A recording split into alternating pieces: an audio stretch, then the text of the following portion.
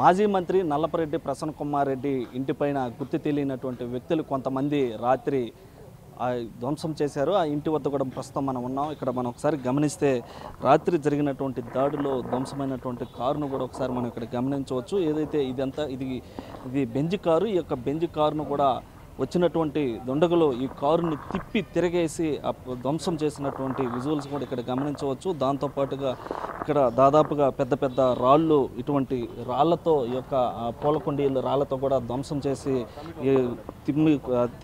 తిరగదిప్పి పడదోసినటువంటి visuals కూడా మనం గమనించవచ్చు. దాంతోపాటుగా ఇంట్లోకి చొరబడినటువంటి ఆ దుండగులు భారీగా ఇక్కడికి రావడంతో ఇక్కడ ఉన్నటువంటి ఫర్నిచర్ అంతా మనం చూస్తూ ఉన్నాం విజువల్స్లో. ఈ ఫర్నిచర్ అంతా కూడా ధ్వంసం చేయడం జరిగింది. ఏదైతే వారు ప్రసన్న కుమార్ రెడ్డి ఇంటికి సంబంధించినటువంటి విజువల్స్ మనం గమనిస్తూ ఉన్నాం.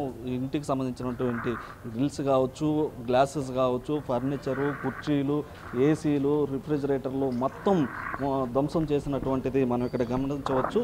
ఏదైతే ప్రసన్న కుమార్ రెడ్డి నిన్న సాయంత్రం కోవూరులోని రుక్మిణి కళ్యాణ మండపంలో ఒక విస్తృత స్థాయి సమావేశం నిర్వహించడం జరిగింది. ఈ సమావేశంలో కోవూరు ఎమ్మెల్యే ప్రశాంత్ రెడ్డి పైన కొన్ని వివాదాస్పద వ్యాఖ్యలు చేయడం జరిగింది. అయితే ఈ కోణంలోనే వ్యాఖ్యలు చేసినటువంటి కొద్దిసేపులోని ఈ యొక్క దాడి కూడా చేయడం జరిగింది. రాత్రి 9 గంటల సమయంలో, అంటే ఇంట్లో ఎవరు లేరు, ప్రసన్న కుమార్ రెడ్డి తల్లి ఒక్కరే ఇంట్లో ఉన్నారు. ఆ సమయంలో ఇక్కడికి వచ్చినటువంటి దుండగులైతే కూడా భారీగా ఈ యొక్క ఆస్తి నష్టం చేసి వారిని ఒక భయభ్రాంతులకు గురి చేసే విధంగా ఈ యొక్క దాడి అయితే చేశారు. అయితే వారికి సంబంధించినటువంటి దాదాపు వారి తల్లి ఒకరి ఇంట్లో ఉన్నారు. ఆ తల్లి ఉన్నటువంటి సమయంలో ఇంట్లోకి వచ్చి వారి తల్లిని కూడా ఇంటికి తలుపు వేసుకోవాలని చెప్పి భారీగా పెద్ద పెద్ద ఇనప సమ్మిట్లతో ఇక్కడికి వచ్చి ఈ యొక్క ధ్వంసం చేసినటువంటి విజువల్స్ మనం గమనిస్తూ ఉన్నాం. ఒక్క దేవుడి పటాలు తప్ప మిగతా మొత్తం ఇల్లునంతా కూడా పూర్తిగా ధ్వంసం చేసి పగలగొట్టినటువంటి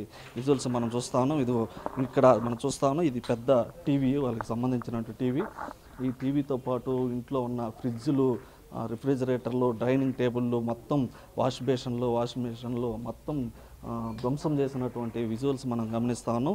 అయితే ఆ సమయంలో ప్రసన్న కుమార్ రెడ్డి గారు, వారి కుమారుడు ఇద్దరు బయటికి వెళ్ళి ఉండడం జరిగింది. ఆ క్రమంలోనే ఈ దాడి చేయడం జరిగింది. దాదాపుగా 60 నుంచి 70 మంది ఈ యొక్క దాడికి పాల్పడినట్లు కూడా తెలుస్తూ ఉంది. అయితే వెంటనే సమాచారం తెలుసుకున్నటువంటి పోలీసులు కూడా ఇక్కడికి రావడం జరిగింది. ఆ సమయంలో ప్రసన్న కుమార్ రెడ్డి వాళ్ళ తల్లిగారు ఒకరే ధ్వంసం చేసినటువంటి ఇక్కడ ఫ్రిడ్జ్ కూడా ఇక్కడ తోసేసి పగలగొట్టేస్తున్నటువంటి విజువల్ని కూడా మనం గమనించవచ్చు. అయితే ఇటు ఈ దాడికి సంబంధించి వేమిరెడ్డి ప్రశాంత్ రెడ్డికి సంబంధించినటువంటి అనుచరులే చేశారని చెప్పి కూడా వారి తల్లి ప్రసన్న కుమార్ రెడ్డి తల్లి కూడా చెప్తా ఉన్నారు. ఇక్కడ మనం కిచెన్ రూమ్ కూడా చూస్తూ ఉన్నాం. కిచెన్లోకి చొరబడి మొత్తం ఎక్కడా కూడా ఒక్క సామాను కూడా మిగల్చకుండా మొత్తం ధ్వంసం చేసి పెద్ద పెద్ద సమ్మెట్లు కర్రలతో వచ్చి ఈ యొక్క ధ్వంసం చేశారని కూడా వారి తల్లి ఆరోపిస్తూ ఉన్నారు. ఆ సమయంలో ఒకటే ఉన్నటువంటి సమయంలోనే ఈ యొక్క దాడి జరిగిందని కూడా చెప్పడం జరిగింది. భారీగా ఒక్కసారిగా వచ్చి, అమ్మ మీరు గమ్ముగా ఉండండి, ఈ యొక్క పని మేము చేసుకొని వెళ్తామని కూడా వారు చెప్పినట్టుగా తెలుస్తూ ఉంది. అయితే ఇదంతా కూడా విమర్శలు చేయాలి కానీ ఇలా దాడి చేయడం కూడా కరెక్ట్ కాదని చెప్పి ప్రసన్న కుమార్ రెడ్డి తల్లి కూడా చెప్తా ఉన్నారు. అయితే ఈ దాడిని మేము పూర్తిగా ఖండిస్తున్నాం, ఇది ఖచ్చితంగా వారి పనేనని కూడా చెప్తున్నటువంటి పరిస్థితి. కెమెరామెన్ మనోజ్తో సురేంద్ర, బిగ్ టీవీ.